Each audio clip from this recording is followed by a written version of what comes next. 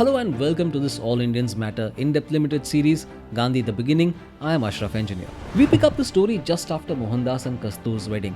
As Karamchand Bapa rushed to make it to the ceremony, his carriage met with an accident. He suffered serious injuries that invalidated him for life.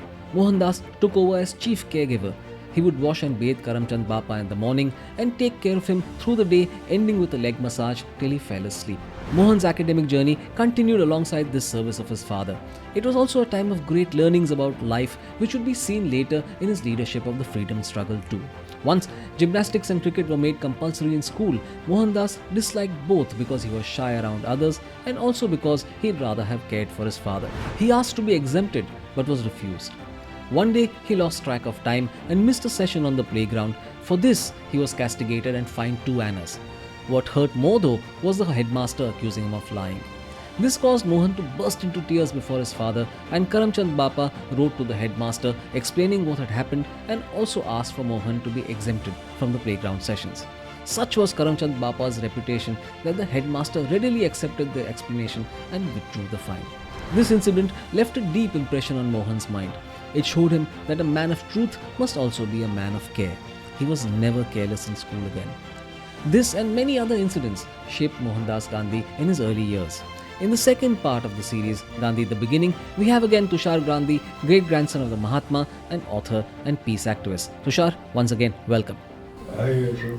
Lovely to be back again. Like all boys, Mohandas was curious about things like smoking. There was this incident when they felt that the lack of independence to even smoke was worse than death, and he made a suicide pact with a relative. What was that all about? And it also led to a lifelong dislike for cigarettes, isn't it?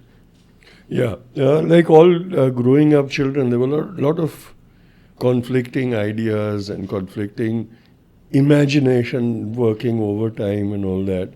And so there was a fascination. Although in the very orthodox Vaishnav community and the social strata that they were in, public display of addiction was frowned upon.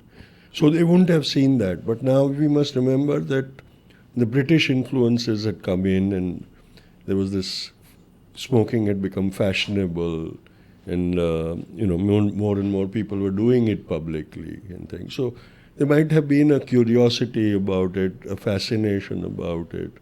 And so that experimentation was done, and then the rebellious feeling that, why do we have to keep doing all these on the sly? Why can't we, like everybody else, flaunt these things? And so a frustration started setting in that, like we are not masters of our own will. We have to obey the elders, and for everything we have to take permission and all that. It's better to die. You don't even know what death is all about. It just feels as if we'll switch off one portion and go into another aspect of life and things like that. And so they decide, okay, we're going to commit suicide, all of us. This is frustrating, not worth it and things. You don't know anything about committing suicide either. So somewhere they've read that eating datura, seeds of datura is poisonous. Yeah. So he said, okay, a lot of datura growing over here. We'll collect the seeds, we'll consume them and die, kind of thing. So they get together with the seeds of datura and they pop, start chewing the seeds. And nothing happens because, you need to have concentrated thing. And at one point of time, they get, I ate 10, he has eaten 5, nothing is happening. It's so boring. Of thing. So these are all the experiments of growing up ignorant about a lot of things, because all these restrictions and taboos and social practices are also forcing the young people to experiment wrongly, not knowing anything, not being wise. So the smoking starts with picking up stubs of BDs and relighting them and studying. And then, saying, "Arey, this is BD, so let's pick up leaves, roll them up and smoke." Now, not knowing that BDs needed special leaves and the tobacco was what was the intoxicant. They would just pick up dried leaves and roll them up and start trying to smoke, and that's acrid. That's not appetizing. So, what's the great thing about it, kind of thing. The other thing in his youth was the belief, especially after 1857. There was this belief amongst Indians that the British were tall and strong and had the ability to rule because they were meat-eatarians. And in the Vaishnav community, they didn't even eat onions and garlic. So where's the question of meat?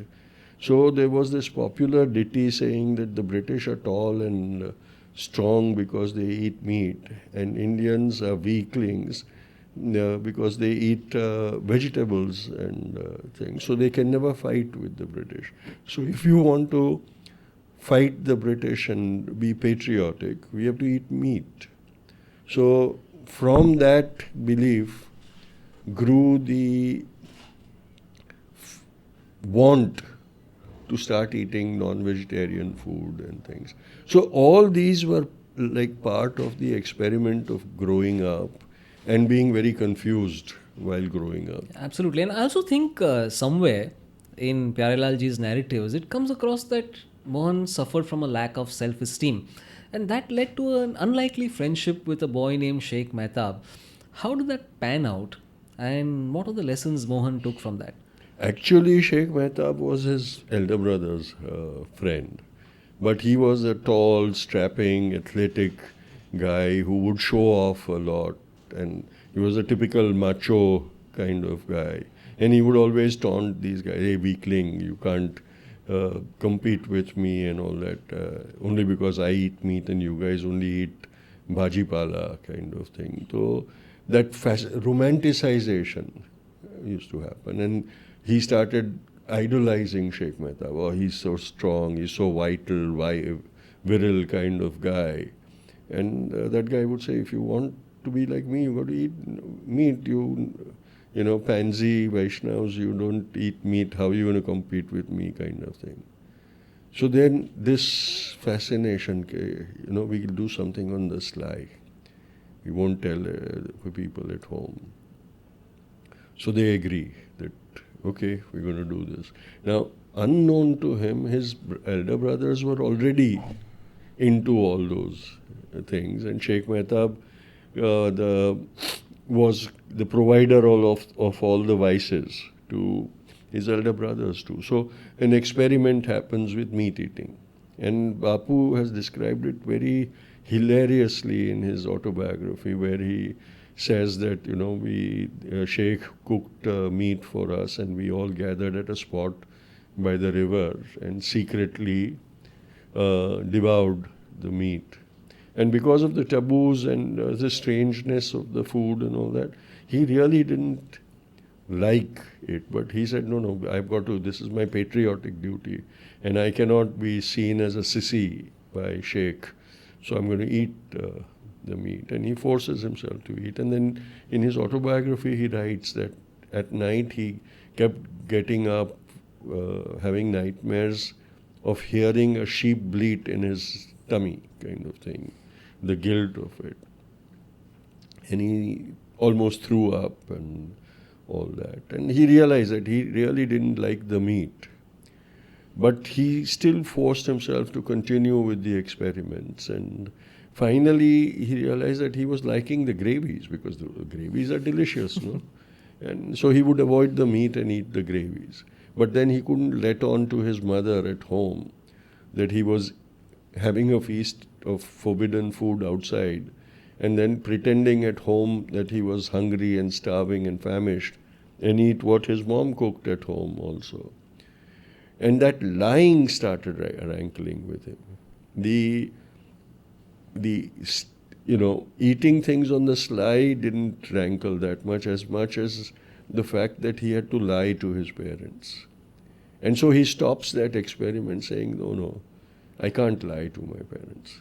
And so at that point of time, he says, I will not eat forbidden food till my parents are alive. After that, because he still considers it being a patriotic duty. It's very much like, today's patriots. who do things because they want to appear as patriots, not because they really love their country. But because in this room everybody else is claiming to be a patriot, how can I be left out? So this same mentality forces him to say that, okay, I don't want to lie to my parents, it's not right. So I'm going to not eat non-vegetarian food till they are alive. After that, I will do my duty towards my nation.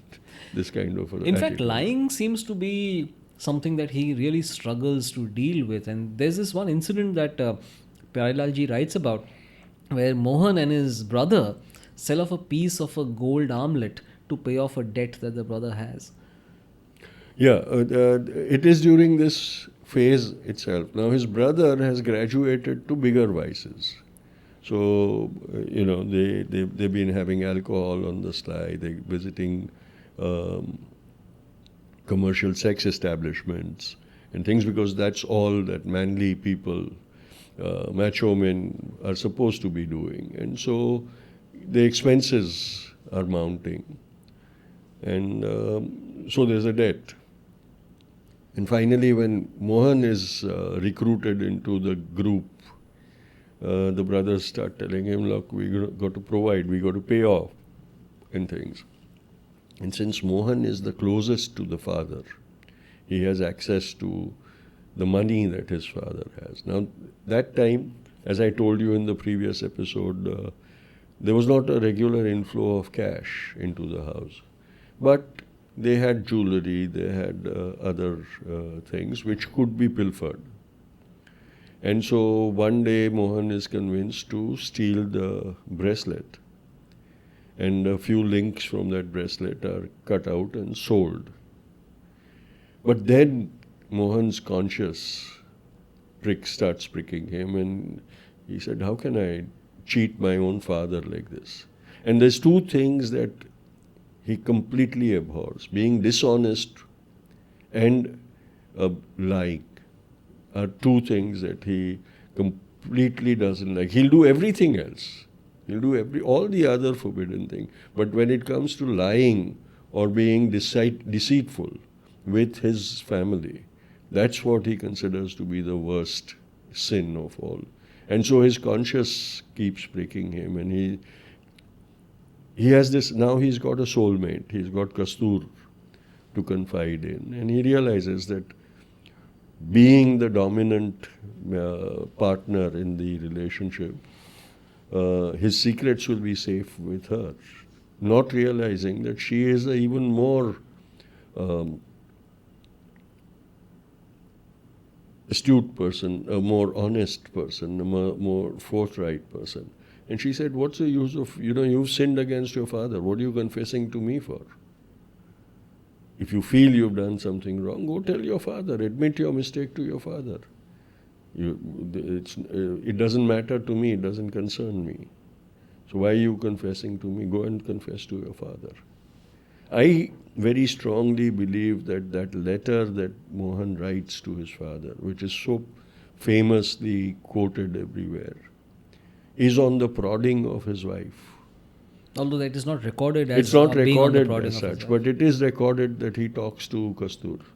There is an episode where with Sheikh Mehtab he goes to one of the commercial sex establishments, and he actually goes into the room of a commercial sex worker, and he writes that I couldn't do anything, I couldn't perform, and then the lady becomes abusive, saying, why are you wasting my time, get out of my house, and he runs out in terror. In my father's biography, my father has written that he confesses to his wife. So Mohan had this relationship with his wife where he felt free enough to talk to her, tell her these things, where he was intimidated by his father and mother. His father also was known to have a very fierce temper. And so Mohan was very scared of that temper also. And so I feel that instead of going and confessing himself, he wrote the letter and gave it to his father. And I think the prompting was from Kastur in this episode. But Ashraf, I forgot to mention this in the previous episode. Both Uttam Chand and Karamchand, Ota and Kaba, were known to be very lavish hosts, and their hospitality was fabled. And in Jivannu Parod, this book that I keep referring to, which is written by Prabhudas Chhaganlal Gandhi. Chhaganlal Gandhi was Bapu's nephew, who he took along with him to South Africa when he settled in South Africa. And Jivannu Parod means the dawn of my life. And Prabhudas is Chhaganlal's son. Yes, Prabhudas is Chhaganlal's son, who wrote this as a biography of his father and his experiences in the initial time. And it beautifully narrates the story of Bapu's ancestors. It tells you about the region of Kathiawad, its culture, its history, and its traditions, and the traditions of the Gandhi family. And in that he writes that the marriage of Karamchand Bapa's sons, all three sons were married together in one ceremony in Porbandar. And he says it was legendary. The scale of that wedding was huge. Almost the entire Kathiawad is invited to it. It was way beyond the family's monetary capacity to do that. But there's a curious thing in this. They would invite the Rana, the prince of the principality they were serving, and because of the relationship, the Rana would also come. And then because he had to show off, the Rana would praise the hospitality and all that, and then be lavish with his gift, ensuring that much of the cost of that lavish treat was coming out of the exchequer, which in any case he had welched upon in not giving salaries and things to his employee. And so this would be taken care of. But both Karamchand Bapa and Uttam Chand Bapa had done what was in those days called the Choryashi. I was actually going to come to that. I was going to ask you about this curious tradition. Yeah. Choryashi means 84, the treat of 84. And what that number means is that you invite 84 villages and give them a lavish treat, where the population of all those 84 villages comes and eats at your feast. And in those days, because everybody traveled, it was never come for lunch or come for dinner. When you said come for this treat, it was from morning to evening, all the meals that had to be done there. And the way of invitation was also very curious. The host didn't go from home to home inviting people or send the invitation from home to home. All they did was that they went and pinned the invitation to the entrance of the village or the town. And when they did that, it signified that all the inhabitants of that town or village had received that invitation. And just seeing that notice pinned on the door of the entry of the town or village, all the citizens would just get up and go for that. And then everybody who came was your guest. Uttam Chand is known to have done it twice in his life. And Karamchand definitely did it for the wedding of his three sons. And it must have been a huge expense, even by the standards at that time. And so they were lavish hosts. Their lifestyle was lavish and things. And so when the fall came, it must have been very difficult for the family to live in those changed circumstances. And towards the end of his life, even Bapu writes in his autobiography that the Thakur of Rajkot was very mean.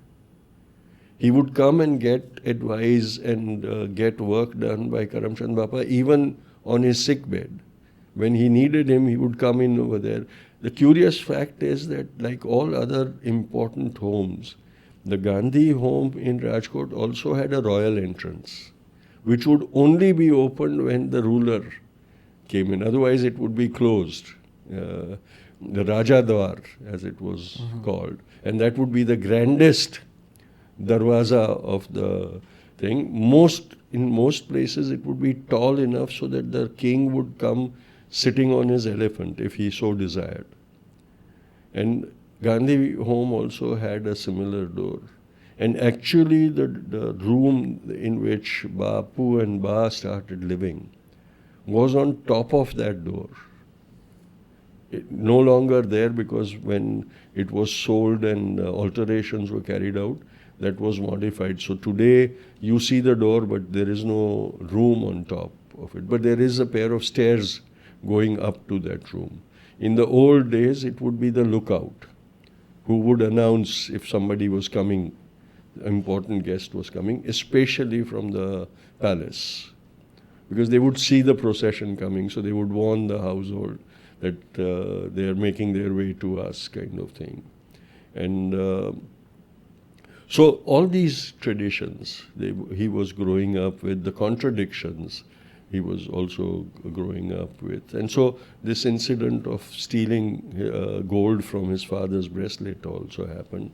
And then that famous confession where Mohan stands as his father reads the letter. And whether it was rage or whether it was remorse or whether it was sorrow, tears flow down his father's cheek. And he embraces his son. Maybe he appreciates the fact that Mohan has confessed to his crimes instead of making excuses, saying, Sheikh Mehtab was the bad influence, or I was feeding my brothers, I had to do it to support my brothers' philandering. Mohan in his confession confesses that these are my follies, I have made these. The father must have realized that my son couldn't have done it on his own. He is trying to protect others. And I think he appreciates the fact that at least he's that ethical, he's that honest, he has that spark of bravery. Yeah. And it's not a surprise then that the father wields that sort of moral influence on the son. Not only that, the father is very seriously injured on his way to the wedding that you described. Yeah. And he somehow gets to the wedding, but after that he is more or less bedridden. Right. And Mohan is the chief caregiver. What were the last moments of Karamchand Bapa like? And how did Mohan react to that? Karamchand Bapa, his injuries were bad and they developed into fistula, which was extremely painful and crippling. And so he was bound to his bed. One of the advices given to the family was that he needed Western surgery to be carried out. The family did not have the wherewithal because that would have meant that he had to travel to, in those days, Bombay to get that surgery done. And they didn't have the wherewithal. And they were also not ready to do that, being very conservative Vaishnavas. There was a lot of taboos, there was the practice of untouchability and everything. And so going into a strange city, and especially the fact that it was also the city where their daughter was wedded. And the only relative they had was the daughter and son-in-law. And in those days, you didn't go to your daughter's house. You can't stay at the daughter's They won't even drink water from I've heard of that tradition. They would actually carry their water, they would carry all their provisions and everything, and they would cook their own food. They would drink water from the bottles that they carried. I've actually known such a family, by the way. Imagine in this day and age. Yeah. So that was ruled out, and so it was decided that only conventional therapy would be done, and his injuries would be just taken care of so that he would, the suffering would be made less, because fistula could not be cured without surgery. And so it was, and so Mohan takes on the responsibility. He starts bathing his father, he starts dressing his wounds, he starts administering to him, he massages his father, who maybe it was not because of his injuries, maybe he had a kind of hypertension and diabetes also, because he was a big man. And maybe in those days, obese people were also called big men, kind of thing. And so maybe he had that, and he had what is known as diabetic feet. And so he might have been very restless. And so massaging was bringing relief, so Mohan would do that. And the fact that he was an important man. So even from his sick room, he would have people coming in, seeking his counsel. He would counsel them. The prince would walk in. And throughout all this, Mohan would be administering to his father and nursing him. So, the thing is, Ashraf, that many of the influences on his later life may have been picked up while he was nursing his father and listening into the conversations, the meetings that were happening. His father was also a pious person. So a lot of the religious priests and gurus had access to the house, and there would be a lot of coming and going and discussions about religion and scriptures and things. So Mohan was listening to those also. So because he was the closest to his family, his father, a lot of his father's public persona was exposed to him much more intimately than to the other brothers, with whom the relationship would be very formal, kind of thing, but at that same time distant. And Mohan, because of his devotion to his father, gets this opportunity of learning from his father. And I think that period makes a lasting impression on Mohandas's growth and his transformation into a leader. But what were Karamchand Bapa's last moments like? And something happened there that affected Mohan for life. Two things. Mohan has just discovered the pleasures of conjugal life. And he's fascinated by it. He can't be away from his wife long enough. He's always attracted to her, and he writes that the mere glimpse of a little bit of his wife would drive him into throes of passion, and he would rush to her and all that. It was a very natural thing to happen at that time when there was no other entertainment kind of thing. But he sort of considers it to be a weakness. And yet he's very compelled to have the pleasure of his wife. And so at every pretext he wants privacy with his wife and things. But his devotion to his father is also there. And so when his father's health deteriorates alarmingly, later on, which transpires that it's the last day, Mohan is nursing his father, and his uncle arrives from Porbandar. They might have sent out a word saying, look, it doesn't seem good, maybe last days of your brother. And so the brother, who is now a diwan in Porbandar himself, comes to Rajkot to meet his brother, because of whom he has become the diwan in Porbandar.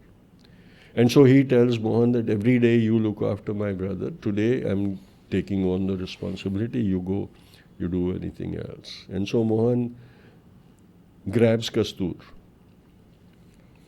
Now the fact is that Kastur is pregnant with their first son. So maybe she's staying away from Mohan, and this time she gets trapped.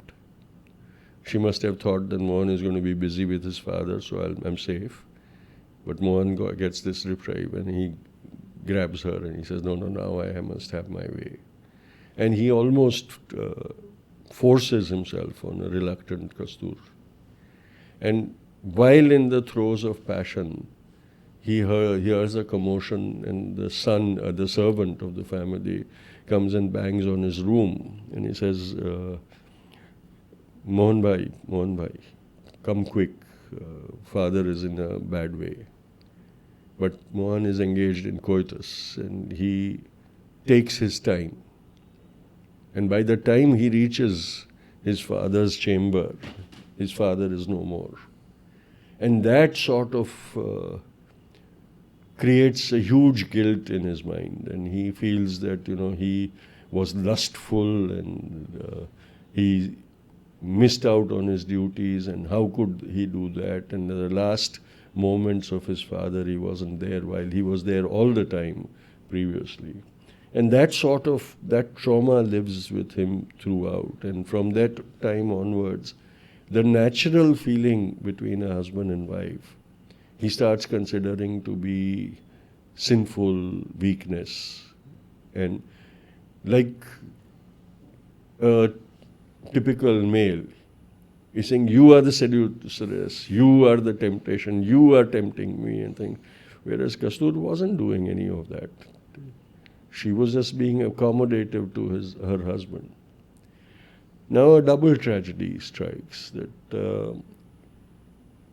whether it was the forced coitus in the last trimester of her pregnancy or whatever, it induces a premature birth, and their first son is born a few days after the passing of his father. And he doesn't survive. He hardly survives a week, and the child is dead. But the whole family is grieving the death of the head of the family. And the death of a newborn child is a very normal thing. It's not a big tragedy, because the mortality rate in those days of mother and child is very high. So everybody expects this kind of things happen. And so nobody really pays attention to Kastur's grief, who is grieving about the death of her own firstborn. And she says that her husband is not bothered, the household is not bothered, because the whole household is involved in the rituals for the father.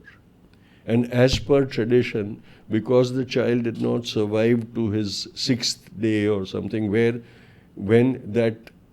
the person is created or acknowledged, that was just a fetus kind of thing, so nobody is bothered about it. And Kastur is left alone to grieve her son, her child. And all this, I'm sure this must have also been traumatic for Mohan, because if it wasn't only Kastur's child, it was his firstborn too.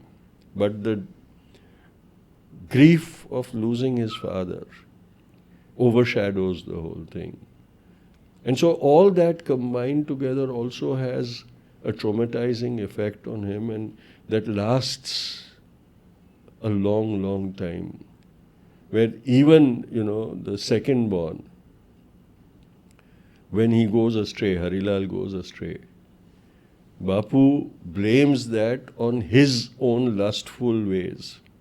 That, I was so filled with lust and all that, and that is what has come into my firstborn son. Yeah, and all these experiments with brahmacharya and starting it and stopping it and starting it and stopping it seems to have been a very troubled relationship with sex almost. It was came the from guilt. yeah. It was, two things, Ashraf. One was the fiasco with the sex worker. One more experiment happens while he is going to or coming back from England. He tries, and he doesn't succeed then also, and he's horrified by that. Then his guilt over the fact that he was having sex with his wife when his father was breathing his last. All that combined, and subconscious knowledge that he was lustful, which was very normal, what the hell, you have passion, And don't ask me if I am that way now. I asked you once already. You ducked that question. Yeah, so that troubles him. That troubles him and makes him blame himself for things that are going wrong. And so that becomes the most important aspect of his life, which he believes he needs to conquer. Till then, all the weaknesses that he has identified in him, his cowardly nature, his propensity towards vices, his honesty with his father, all of them he has identified and conquered. But the struggle with bodily cravings, is one thing that continues for several years more. And he's troubled by that. And so he keeps mentioning that all the time. Although, if you look at it, at the age and time that he was, very normal thing. It wasn't as Yeah. if he was. They would have been Yeah. in the late teens or very Yes, young late adulthood. teens, early 20s, in the prime of their lives. And No, I think it would have been younger actually. yeah, meaning late teens, and Yeah. South Africa would be. I think England happened when he was 19, if 19. my calculations Yeah, are right. yeah. So this was before that. Yeah. Just And before so it's very natural that those kind of urges. that. Tushar, you already mentioned Putliba's Pranami sect and what that was all Yeah. about. But there was also a very distinct Jain influence on Mohandas and of course Putliba. What about that? Yeah, nowadays a lot of people claim that Putliba was a Jain, but it's not probable because in those days one didn't marry outside of one's own caste group, and so I don't think that would have been a possibility. And but this the was an fact arranged was, marriage. yeah, It wasn't this was an a- arranged marriage. But I'm very certain of the fact that being from that kind of a secular tradition, the Gandhi household would have been open to a lot of people from the other religion coming in, and the discussions and all that. And it is a known fact, a recorded fact, that Karamchand Bapa, when he was ill and on his sick bed, loved to have people, dharma gurus, in his room, and he would discuss various religions and sects and beliefs and ideologies with them. And so there was this one Jain Muni who became very close, and he became close to the whole family. And post Karamchand Bapa's death, he sort of became a mentor to the family. And Putliba was quite under his spell, kind of thing. And for every bit, she would call on him for advice for the family and all that. And so I'm sure Bapu also was exposed to Jain religious practices in his youth. One of the constants in Gandhi's life was the Ramanama. Yes. And how did that happen? How did he have this profound belief in it? In his childhood, as I said, Mohan was a very scary kind of guy. Everything terrified him. And one of his biggest terrors was darkness. In those days, there was no electricity in homes. So the tradition was that before evening, at the period of dusk, a child or one of the family members would carry a lamp to every room and light a lantern in that room, so that there would be a light burning. There would be, and the rooms were also not. They didn't have the big windows and things. They had jharukas, so they were quite dark in that time. So it used to be very oppressively dark, and Mohan, his elder brothers, would, ensure that Mohan was the guy who was given the responsibility of lighting the lamps. And one of the games they played was when he entered a dark room, they would come from behind and blow out the lamp that he was holding, and then lock him inside the dark room and enjoy the fun.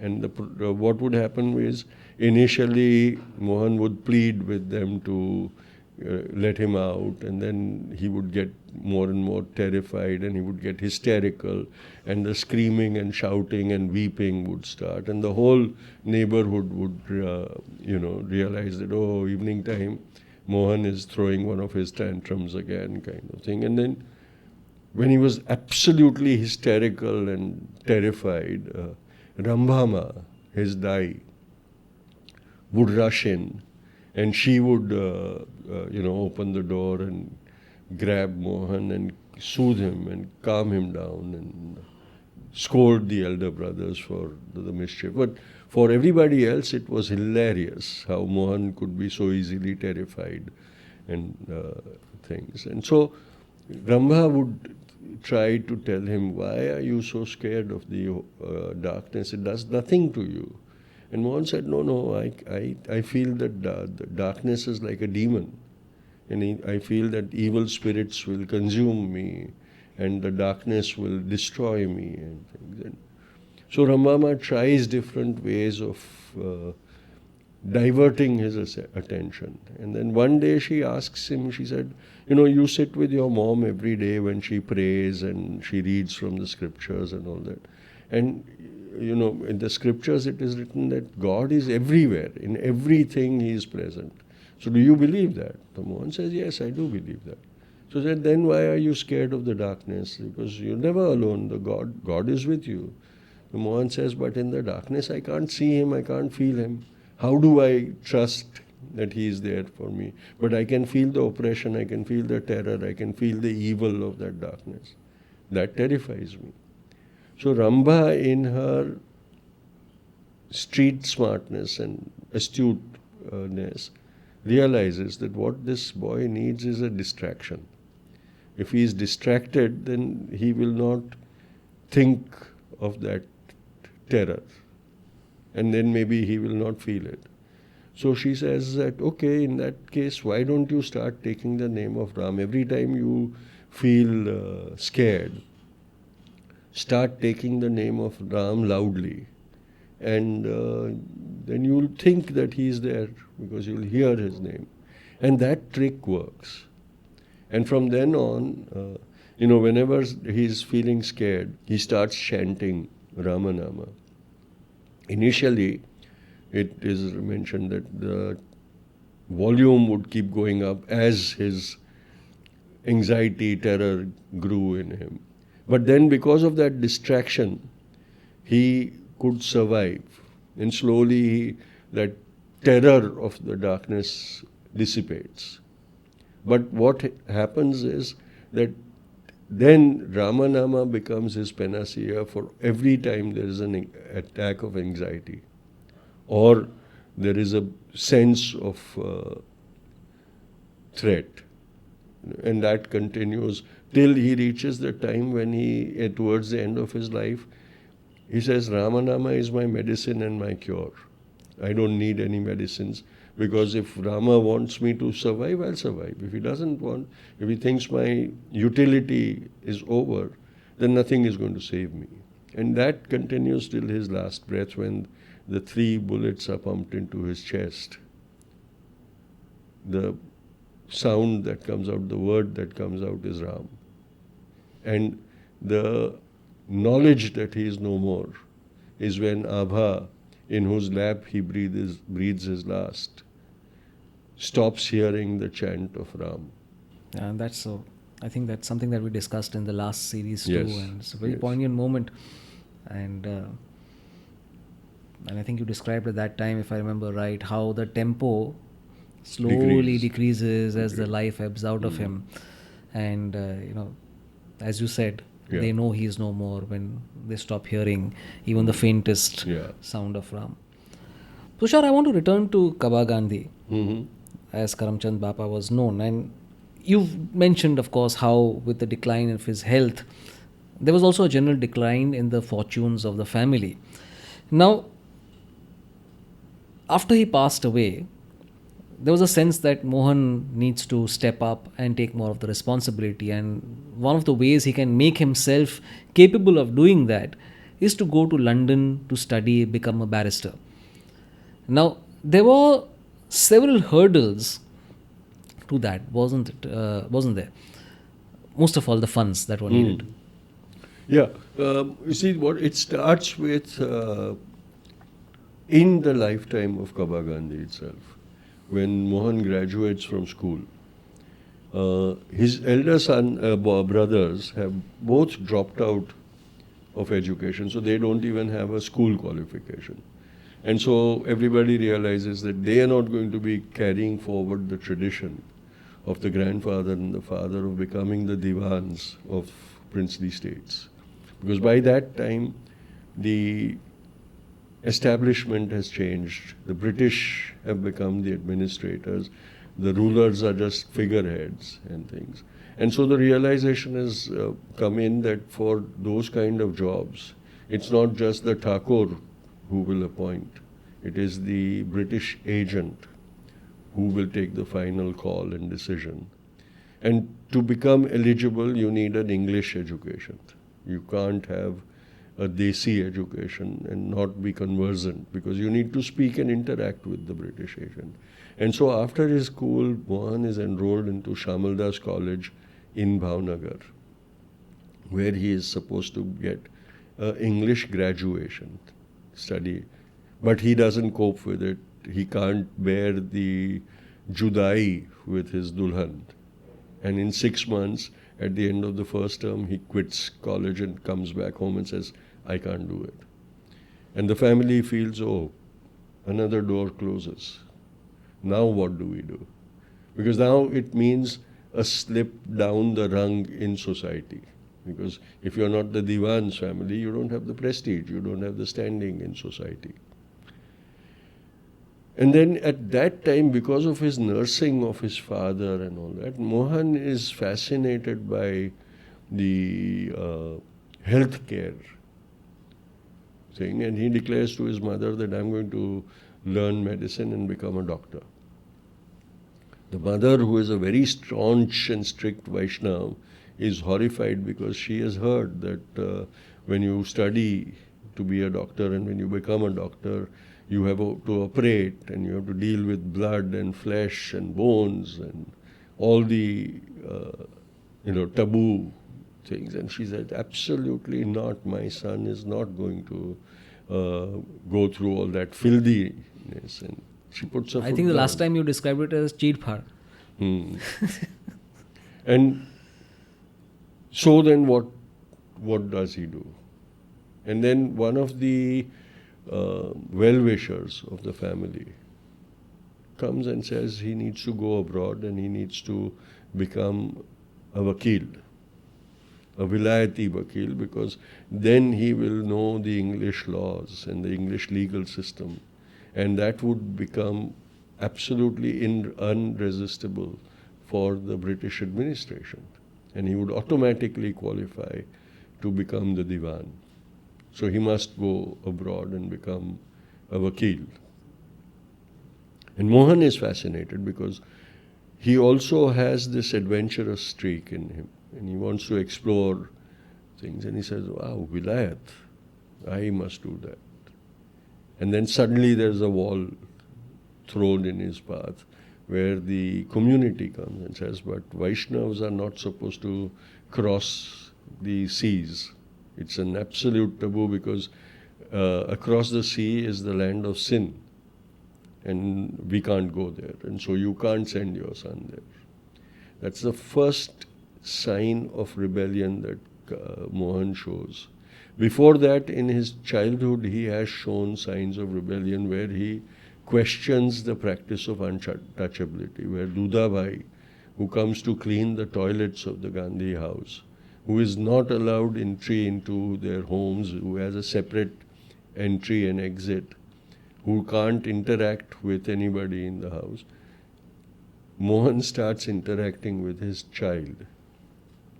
And then every time his mother or Rambha catches him interacting with the untouchable child, they reprimand him and they put him through all the purification rituals. And he gets mad at it. He says, why do I have to do all that? When I play with dogs and with cows, you don't force me to do that. I'm playing with a human child. Why are you making me do that? And they say, no, this is taboo. We can't touch them. You become impure. We can't let you come home and things. And he says, when I grow up, I'm not going to allow this practice anymore. He's a child, but he's saying that. But that is child's tantrums kind of thing. Nobody takes it seriously. But when the community stands up and says, no, you can't go abroad, he says, what the hell? When we are struggling, you don't come to support us. You don't bother about us. Now, when I need to get qualified, you're stopping me. He said, I'm not going to listen to you. And there's a dilemma, because the family doesn't have the wherewithal to finance Mohan's studies abroad. So they are trying to get money from community elders. Now the community has come up and said, no, you can't go. So that avenue has closed to them. Fortunately, Kastur has a big trousseau because her wealthy father has been very lavish. And so she steps in and says, my jewelry, it has to come in, be useful kind of thing. And so Mohan's education abroad is financed.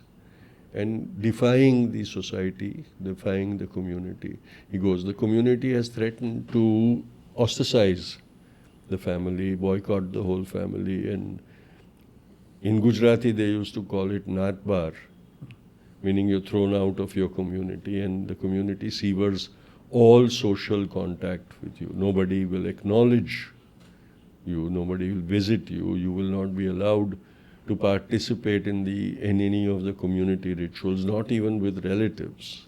And relatives also will not come to your home, because if they do, they will also be ostracized. So it's very severe. It is a very severe form of social boycott. And the family suffers that. But Mohan says, nothing doing, I'm going. That's the first stand, that he's going to stand up to what he believes that is not just. And so, how is the compromise reached? Because the record says that before he could go abroad, he had to make 3 vows. So, what were they? To whom did he make them? And how did this end the impasse? So the biggest concern on that time was that our children are spoilt by the influence of the West. What had happened was, most of the times the boys who went abroad didn't come back, stayed over there. They became too westernized. Most of them succumbed to the lure of the white-skinned women and married over there, or things, and came back with madams, which was an absolute unacceptable thing. They started drinking over there under the pretext of you can't survive the winters without alcohol. They started eating meat because being a vegetarian was almost next to impossible to survive over there. All 3 things that were socially not allowed, and which were a matter of concern to Putliba also. And so the person who advised that Mohan goes abroad to study comes and says, okay, in that case you administer vows to him. And he knows that the influence of religious priests and monks is very great on the family. So he says, let the monk administer the oath to Mohan. And so it is organized that the Jain Muni, who is like a mentor to the family, is invited, and in his presence, Mohan takes these 3 oaths. Now, my belief is that the first 2 oaths of not eating non-vegetarian food and not consuming alcohol would be made to his mother. But the 3rd oath of not being attracted to an English woman was not of much significance to Putliba. Because even if Mohan went there and finally returned with a madam, after an initial objection to it, finally the mother would accept, and she said, oh, my son has done it, what can we do? We see that happening even in present times. But that would matter to the wife, who would be equally apprehensive. That my husband is going away, and I've heard these stories where these women are just there to grab men, and what will happen? And so my belief is that Bapu would have addressed that 3rd vow as a reassurance to his wife, saying, I promise not to be attracted or get into a relationship with a foreign madam, as they were known in those days. And that's how the impasse ended. And that's how the impasse ended. But the social boycott didn't. The community still boycotted the family. A threat was made when Bapu reached Bombay, and he reached Bombay and discovered that that was not the conducive weather to travel, and so he was stuck in Bombay, staying with his sister and brother-in-law. And that is when the community communicated with him and said, if you go, your whole family is going to be thrown out, excommunicated. He said, to hell with you, I'm going. I don't care. That ends the second part of this series, Gandhi The Beginning. Tushar, thanks so much for being part of it. Thank you, Ashraf. It's fun recollecting all the memories and being able to tell them to people. One of the things that happens always to me is people will come up and say, can you tell us something that is not in the books? So thank you for this opportunity. We continue the story in the third part, in which we discuss the dawn of manhood as Pyarelal ji describes it in Gandhi's life. If you liked what you heard, please follow this podcast and share this episode with your friends and family.